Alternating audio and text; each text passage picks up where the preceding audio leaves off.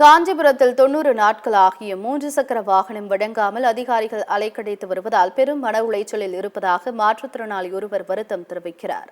காஞ்சிபுரம் மாநகராட்சி செவிலிமேடு பகுதியைச் சேர்ந்தவர் மூர்த்தி என்பவர் கடந்த வருடம் விபத்தில் சிக்கி தனது 2 கால்களையும் இழந்துள்ளார். இவர் மாற்றுத்திறனாளிகள் பயன்படுத்தும் 3 சக்கர பெட்ரோல் வாகனம் வேண்டி மாற்றுத்திறனாளிகள் நலத்துறை மற்றும் மாவட்ட ஆட்சியருக்கு விண்ணப்பித்திருந்தார். சம்பந்தப்பட்ட துறைகள் மூலம் இந்த விண்ணப்பம் ஏற்றுக்கொள்ளப்பட்டு தனியார் இருசக்கர வாகன நிறுவனத்திலிருந்து 3 சக்கர பெட்ரோல் வாகனத்திற்கான ஆர்சி புக் மட்டும் தபால் மூலம் மூர்த்திக்கு அனுப்பி வைக்கப்பட்டுள்ளது.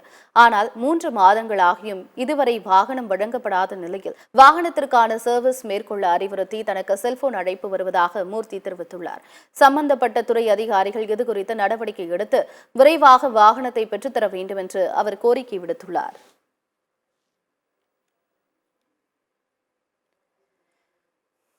வண்டி வரல. அந்த கம்பெனில வேற ஃபோன் பண்ணி, சார் சர்வீஸ் முடியுது சார், வண்டி தான்றாங்க. நாங்கள் வண்டியில நாங்கள் என்ன சார் பண்ணுறது? அவங்களும் ஃபோன் பண்ணி ஒரே தொந்தரவு பண்ணுறாங்க. நம்மளும் எங்கள் வேலைக்கு போயிட்டு வரதுக்கு ஒரே சிரமமாக இருக்குது.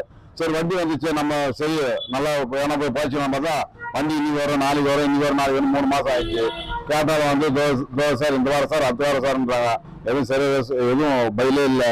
நாங்கள் என்ன சார் பண்ணுறது? இப்போ நாங்கள் கால் நல்லா தான் நல்லா போய் ஏறி கேட்போம். எங்களுக்கு காலே கிடையாது, 2 காலே கிடையாது. நாங்கள் யாரை வச்சு அங்கே போய் நாங்கள் பேசுறது? சாதாரணக்கே பல உதவி தேவைப்படுது.